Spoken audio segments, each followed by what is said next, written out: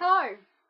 This video I'm doing unusually late into the month, and that's because I don't really have a reason. I just haven't done it. But I'm doing my book haul for the month, which is January. I assume you'd know that. Okay. So I've got mostly books. I've got quite a few, and then I've got also a DVD in here. Actually, there's a pamphlet in here. Okay, yeah. Okay, so books. First of all, I have 1,000 Pieces of You by Claudia Gray. I'm not really sure what it's about at all. I think it might be something to do with, it's like sci-fi sort of stuff, and I don't completely know what it's about, but it looks really good. So I like the cover, and everyone on Goodreads is going crazy about it, and it had a second book a couple months ago. It looks nice and readable, interesting. So the first one. Next is The Pause by John Larkin. I was about to say, if only I'd known, but that was the tagline, not the name. And it's about a guy who he's depressed and he's planning to kill himself, and then as the train approaches and Declan teeters at the edge of the platform, two versions of his life are revealed. In one, Declan watches as his body is destroyed and the lives of those around him unravel. And in the other, Declan, I think I'm saying it right, pauses before he jumps, and this makes all the difference. So it looks really interesting. One of my friends was reading it in a library while I was some stuff all over it. Here, it's not here. Dude. And it comes with a reading guide, a reading group question thing, which I love for reviews because it helps you get and think more about the story. So I'm excited to read that. I've actually already started it. I think it's an Australian book. Yes, yeah, it is. It's published around Random House, Australia. Okay. Next is Partials by Dan Wells. And Partials is about how the human race is all but extinct, and there was some virus that killed them all, and any baby that is born on the sort of island they live on dies within 3 days. And so we're trying to find out a way to stop it from happening, I think. So it looks interesting, and it's the girl, the main character, Kira, she, her friend's pregnant, she wants to make sure the baby doesn't die, so she has to go find a partial, which are the people, the genetically engineered soldiers who actually release the virus. And I like the start of it. I like there's a dedication that the author wrote saying this book is dedicated to the rule breakers, the troublemakers, and the revolutionaries. Sometimes the hand that feeds you needs a good bite, and I really like that. And that's good. I know I have a friend who is obsessed with the book and its other books. Next, Rowell, Carry On. If you read Fangirl by Rowell, it's there's a character, Kath, the main character, and she writes fan fiction about two characters from a fictional story, like a story that doesn't actually exist, that doesn't live in the book. With a character called Simon Snow and Baz, and this is, the author says that she couldn't get the story out of her head, and that this is what she wanted to do with the story, which I think is cool because it was an interesting part of Fangirl, and this looks really good too.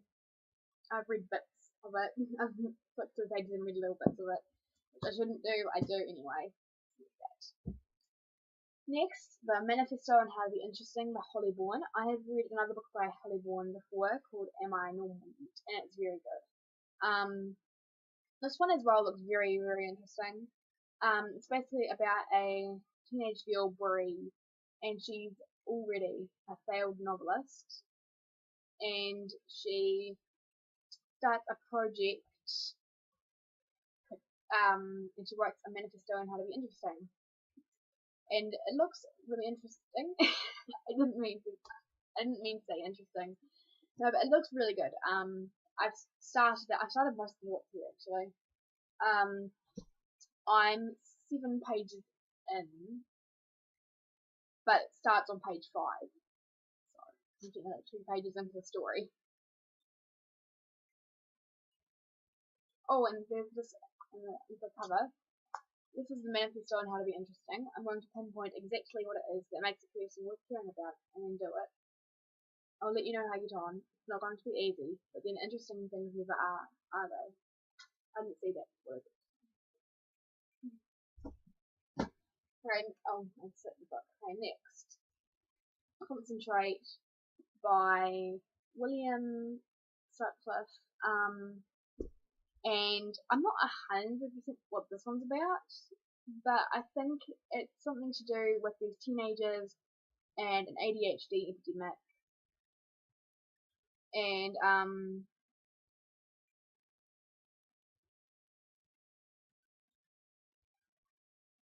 don't know. I don't know really, but it looks interesting. The cover reeled me in. It looks really interesting, and the title and everything. And I just realised that is a knife. Just right then, I realised that is a knife. I didn't. How could I have missed that? Okay. There's like a sturdy pile of books here right now. Next is the DVD, which is Miley Cyrus BANGERZ Tour, which I watched directly before doing this video, and I really liked it. She kind of started off with the not so good songs, and then it got a lot better, and there were really good ones, and she had a very good performance, and it was very insightful into her life as well, a little bit too. Because I think she's a very respectful person, and I admire her a lot. So that's pretty good. I would watch again. I would recommend. Next is Misery by Stephen King. I had been looking for this book forever, because I was going through books, and the idea of this book looked really, really interesting, and I was immediately like, yes, I want to read this. I finally found it at the library, and I watched the movie trailer last night too, which looks very good.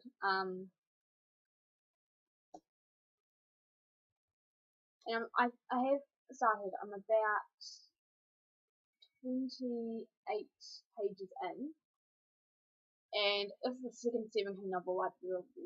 I've started so many, but I haven't ever gotten this far in, apart from Carrie, which I've finished and I've read 3 times. But it's really good so far, and it's very interesting. It's obviously Stephen King, so it's not like a light read, but it's interesting to read. It's nice to, not nice. It's this is my thoughts. I like books that do that. Oh, we're finally showing on the camera now. Next we have Moon at 9 by Deborah Ellis, which I bought at the bookstore last night. And it's set in 1988, and it's about forbidden love, and it just looks really good. I think this book first caught my attention at my school library, and I took a photo of it. I was like, yes, I'm going to read this someday. But then I saw it at a bookstore, and I was like, oh, I really wanted to read this. And it's not easy to find LGBT portrayal in bookstores where I live, so it seems really cool. So I just bought it. And on sale, on a table next to it, was this for $5, which I have actually read a bit of before, and then I had to return it, and it's really good. And Jane Lynch is someone I really, really admire, and it's very funny, but serious at the same time. And basically, if you're a fan of her work, you'll probably like this. But I don't read many memoirs, but it's good. It's good. Just that maybe. It's maybe the weirdest thing I've done in a video.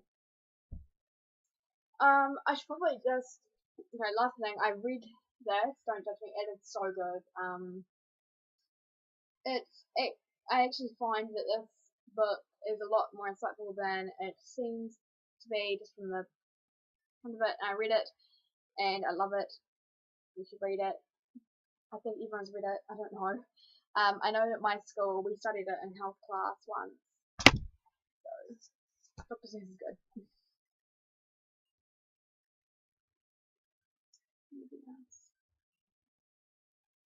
I'll show you my ceiling. I finished, I know this is going on too long, but I just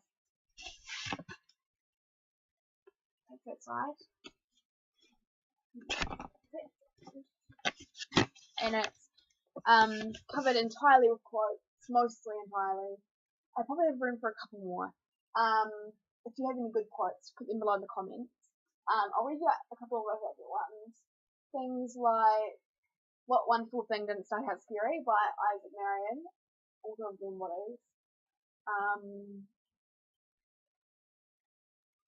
Normalness leads to sadness for Lester. Yeah, there's tons up there.